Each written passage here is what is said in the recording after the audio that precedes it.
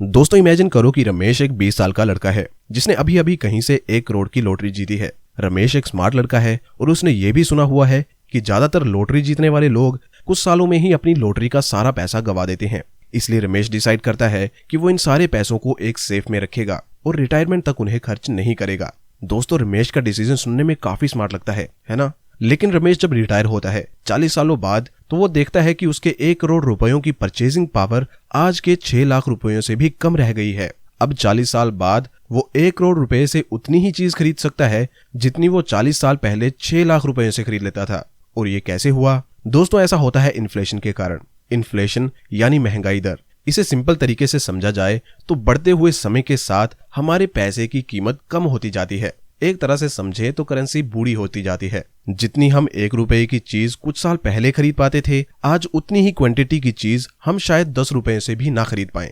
दोस्तों इन्फ्लेशन हर देश की अलग अलग होती है, तो हमारे देश में ये इन्फ्लेशन हिस्टोरिकली 6 to 7% से बढ़ती आई है और रमेश के एग्जाम्पल में मैंने इसे 7% रखकर कैलकुलेट किया था। दोस्तों मैं इन्फ्लेशन के बारे में आपको इसलिए बता रहा हूँ क्योंकि ज्यादातर लोग इस बढ़ती इन्फ्लेशन से अनजान होते हैं और 5 से 7% का रिटर्न लेके खुश हो जाते हैं कि मेरा पैसा तो बढ़ रहा है, लेकिन असल में आपका पैसा दिन पर दिन अपनी वैल्यू लूज कर रहा है। दोस्तों आज तक किसी ने भी इन्फ्लेशन से नीचे के रिटर्न लेके वेल्थ नहीं बनाई है और फ्यूचर में भी ऐसा कर पाना पॉसिबल है ही नहीं। तो दोस्तों इस वीडियो में हम डिटेल से सभी इन्वेस्टमेंट इंस्ट्रूमेंट्स के बारे में जानेंगे और उनसे जुड़े रिस्क्स और रिवॉर्ड के बारे में भी बात करेंगे और जानेंगे अमीरों के इन्वेस्टमेंट सीक्रेट्स के बारे में। और दोस्तों वीडियो के एंड में मैंने सबसे ज्यादा रिटर्न देने वाली इन्वेस्टमेंट के बारे में बताया है जो आपको इनफाइनाइट रिटर्न दे सकती है, इसलिए वीडियो को ध्यान से आखिर तक देखें। तो वीडियो में आगे बढ़ते हैं और जानते हैं फर्स्ट इन्वेस्टमेंट के बारे में जिसमें कि ऑलमोस्ट सभी आम आदमी अपने पैसे इन्वेस्ट करते हैं एंड दैट इज बैंक और एफडी।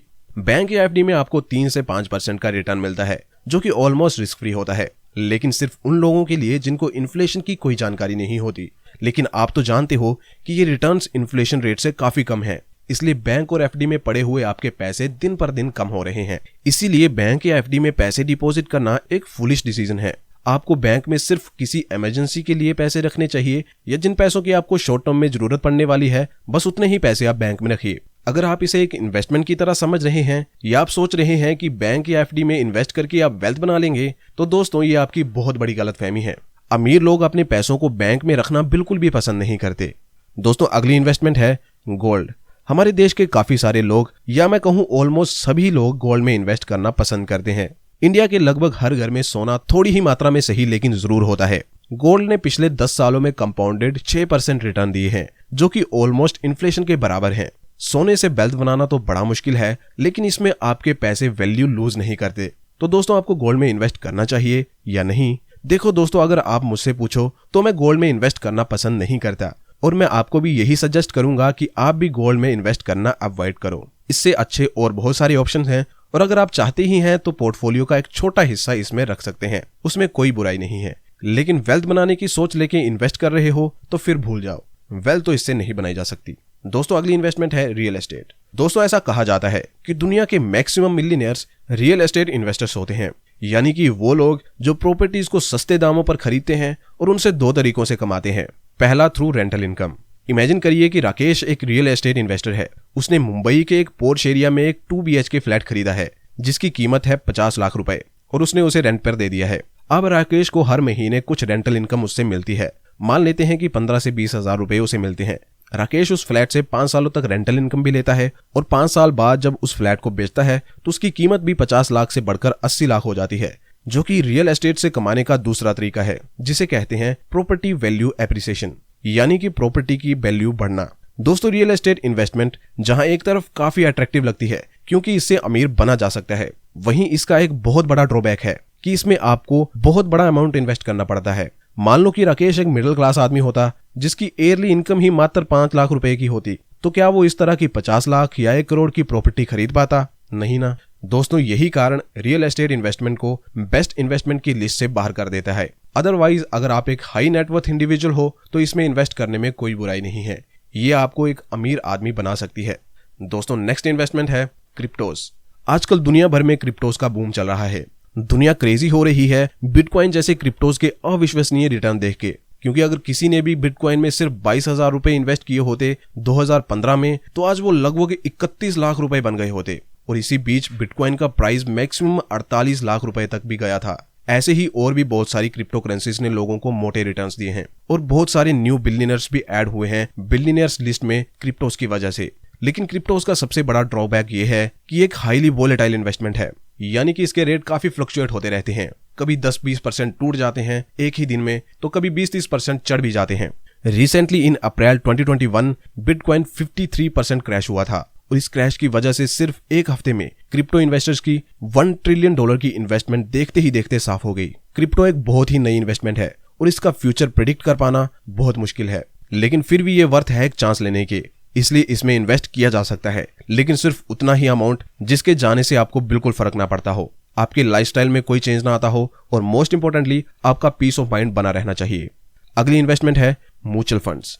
म्यूचुअल फंड्स आपको इजीली 12 से 15% का रिटर्न दे सकते हैं अगर आप अपने पैसे को लंबे समय के लिए इन्वेस्टेड रहने देते हैं तो। ऐसा नहीं कि साल 6 महीने में ही आप इतने रिटर्न्स की उम्मीद लगाने लगे। कम से कम आपको 5-10 सालों के लिए अपने पैसे को इन्वेस्ट करना चाहिए, तभी आप एक हैंडसम रिटर्न देख पाएंगे। शॉर्ट टर्म में काफी सारे उतार चढ़ाव देखने मिल सकते हैं, लेकिन एक अच्छा फंड आपको 12 से 15% का रिटर्न देके ही जाएगा in the long run. Mutual funds का एक ड्रॉबैक ये होता है कि आपको इसके लिए फंड मैनेजमेंट फीस देनी पड़ती है। जैसे कि आपको पता है कि आपके पैसों को मैनेज करने और उन्हें सही जगह निवेश करने के पीछे एक फंड मैनेजर का हाथ होता है, तो जाहिर सी बात है कि वो कुछ फीस भी चार्ज करेगा। तो ये फीस आमतौर पर 2 से 3% की होती है, जो कि आखिरकार आपको ही पे करनी होती है और इससे फिर आपके रिटर्न्स पे अफेक्ट पड़ता है। आपका ओवरऑल रिटर्न कम हो जाता है। जैसे कि अगर आपको 13% रिटर्न मिला है, जिसमें से 3% आपको फंड मैनेजमेंट फीस पे करनी पड़ रही है, तो आपका फाइनल रिटर्न बस 10% ही रह जाएगा, which is not a good thing. इसीलिए रिच लोग अपना बहुत कम या नामात्र पैसा म्यूचुअल फंड में निवेश करते हैं। इससे बेहतर ऑप्शन है कि अपने पैसों को इंडेक्स फंड में निवेश किया जाए। इंडेक्स फंड से भी आप 12 से 13% रिटर्न ले पाएंगे और इसमें आपको कोई फीस भी पे नहीं करनी होती, क्योंकि इसमें फंड मैनेजर का कोई काम नहीं होता। खैर, इंडेक्स फंड्स को अच्छे से किसी सेपरेट वीडियो में समझेंगे। ये वीडियो ज्यादा लंबी हो जाएगी अगर इसमें इंडेक्स फंड के बारे में बात करी गई तो। दोस्तों, अब जिस इन्वेस्टमेंट के बारे में मैं बात करने वाला हूं, इसे किसी भी हाल में आपको मिस नहीं करना है। यही वो इन्वेस्टमेंट है जिसने आज तक दुनिया भर में इन्वेस्टर्स को सबसे ज्यादा वेल्थ बना कर दी है, और ये इन्वेस्टमेंट है स्टॉक्स। दुनिया के टॉप 100 रिचेस्ट लोगों में से 90% से ज्यादा लोग इसी से अमीर बने हैं, यानी कि स्टॉक मार्केट की वजह से ही अमीर बने हैं। आप पूछेंगे कि कैसे? दुनिया का सबसे अमीर आदमी इलोन मस्क तो एक बिजनेसमैन है, ना कि स्टॉक इन्वेस्टर। लेकिन दोस्तों, इलोन मस्क की जितनी भी नेटवर्थ है, सारी की सारी स्टॉक मार्केट की बदौलत है। कैसे? आइए जानते हैं। इलोन मस्क की 2 लिस्टेड कंपनीज हैं, स्पेसएक्स और टेस्ला, जिसमें कि टेस्ला की वैल्यूएशन है $800 बिलियन और स्पेसएक्स की है $100 बिलियन। और इलोन मस्क की इन दोनों कंपनियों में हिस्सेदारी है 17% टेस्ला में और 48% स्पेसएक्स में। इस तरह से दोस्तों, इलोन मस्क भी अपनी कंपनियों में एक हिस्सेदार यानी शेयर होल्डर हैं, और अपनी इन दोनों कंपनीज में हिस्सेदारी के कारण ही इलोन मस्क दुनिया का सबसे अमीर आदमी है। और यही कहानी बाकी सभी बिजनेसमैन की भी है। और दोस्तों, इन्वेस्टर भी यही करते हैं, वो भी कंपनीज में शेयर होल्डर बनते हैं कंपनीज के स्टॉक खरीद के। बस डिफरेंस यहाँ ये है कि एक बिजनेसमैन को कंपनी का पूरा हार भार उठाना पड़ता है, टीम को मैनेज करना पड़ता है, ऑपरेशंस देखने पड़ते हैं, एटसेट्रा। जबकि इन्वेस्टर्स अच्छी कंपनीज को ढूंढ के उनमें पैसे इन्वेस्ट करते हैं और फिर वेट करते हैं अपनी इन्वेस्टमेंट के बढ़ने का। लेकिन दिस वे और दैट वे वेल्थ दोनों की ही स्टॉक से ही बनती है। अब स्टॉक इन्वेस्टर्स की बात की जाए तो दुनिया भर में हजारों ऐसे इन्वेस्टर हैं जिन्होंने एक अच्छी खासी वेल्थ बनाई है। लेकिन एक फेमस एग्जांपल है लेजेंडरी इन्वेस्टर वॉरेन बफेट का, जिन्होंने अपनी पूरी की पूरी $100 बिलियन की नेटवर्थ प्योरली स्टॉक इन्वेस्टमेंट से बनाई है, और हमेशा टॉप 10 रिचेस्ट लोगों की लिस्ट में इनका नाम रहता ही है। और बफेट ने इतनी वेल्थ कोई 60-70% के रिटर्न लेके नहीं बनाई है, बल्कि उनके पिछले 60 सालों के एवरेज रिटर्न केवल 20% के आसपास ही रहे हैं। दोस्तों, अब तक आप समझ गए होंगे कि क्यों अमीर लोग स्टॉक्स में इन्वेस्ट करते हैं। लेकिन दोस्तों, स्टॉक्स में इन्वेस्ट करने के कुछ और भी बहुत सुंदर बेनिफिट्स हैं, जिसमें सबसे बढ़िया बेनिफिट है डिविडेंड्स। दोस्तों, इलोन मस्क या वॉरेन बफेट या इन्हीं के जैसे बाकियों की जो $1 बिलियन की नेटवर्थ है, ये एक्चुअल में असली पैसा नहीं है, बल्कि ये पैसा इनको तभी मिलेगा जब ये अपनी पूरी की पूरी हिस्सेदारी बेच दे। इसीलिए इसे पेपर मनी भी कहा जाता है। इससे आप कुछ खरीद नहीं सकते डायरेक्टली। लेकिन अमीर लोगों का तो इतना लेविश लाइफस्टाइल होता है, तो उसके खर्चे के लिए ये लोग क्या करते होंगे? दोस्तों, आपने भी इस बारे में सोचा तो जरूर होगा। तो दोस्तों, यहीं पे स्टॉक इन्वेस्टमेंट का सबसे बढ़िया पार्ट आता है। कंपनीज अपने प्रॉफिट को शेयर होल्डर में बांटती हैं, जिसे कि डिविडेंड कहते हैं, और इसी से ये बड़े लोग अपनी लग्जरी लाइफ जीते हैं। दोस्तों, डिविडेंड एक्चुअल में क्या होता है, कंपनीज इसे क्यों और कब पे करती हैं, और कैसे आप सिर्फ डिविडेंड इनकम से फाइनेंशियली फ्री हो सकते हैं और पैसों के लिए काम करना छोड़ सकते हैं, दोस्तों इस सब के लिए मैं जल्दी ही एक डिटेल्ड वीडियो लाऊंगा, इसलिए स्टे ट्यून्ड। फिलहाल मैं डिविडेंड के बारे में आपको एक चौंकाने वाला फैक्ट बताता हूं जो श्योरली आपका दिन बना देगा। Warren Buffett Coca Cola company के बहुत पुराने इन्वेस्टर हैं और वो कंपनी का एक मोटा चंक होल्ड करते हैं, जिस वजह से उनको कंपनी से जो डिविडेंड इनकम होती है वो कंपनी के सीईओ की एनुअल सैलरी से भी कई गुना ज्यादा है। कितनी ज्यादा? कंपनी के सीईओ जेम्स क्विंसी की एनुअल सैलरी है $16 मिलियन, जबकि वॉरेन बफे $1.5 मिलियन सिर्फ एक दिन में कमाते हैं डिविडेंड से, यानी कि साल के $545 मिलियन। तो दोस्तों आप देख ही सकते हो डिविडेंड इनकम आपको कैसे बहुत अमीर बना सकती है। स्टॉक इन्वेस्टिंग से रिलेटेड और भी बहुत सारे क्वेश्चंस हैं, जैसे कि हम कैसे वो स्टॉक्स फाइंड करें जो अच्छे रिटर्न दे सकते हैं, कौन सा टाइम राइट होता है स्टॉक खरीदने का, कौन कौन से सेक्टर्स हैं, कैसे कंपाउंडिंग वर्क करती है स्टॉक इन्वेस्टिंग में, और इसके जैसे कई सारे सवाल हैं और इन सभी सवालों का जवाब एक वीडियो में दे पाना मुमकिन नहीं है दोस्तों। इसीलिए इस चैनल से अभी जुड़िए ताकि आपको स्टॉक मार्केट और इन्वेस्टिंग से रिलेटेड सभी सवालों के जवाब मिल सकें। फिलहाल उस एक इन्वेस्टमेंट के बारे में जान लेते हैं जो आपको इनफाइनाइट रिटर्न दे सकती है, और वो इन्वेस्टमेंट है इन्वेस्टमेंट इन योरसेल्फ। खुद में इन्वेस्ट किया एक एक पैसा आपको उतना रिटर्न दे सकता है जितना और कोई इन्वेस्टमेंट नहीं दे सकती।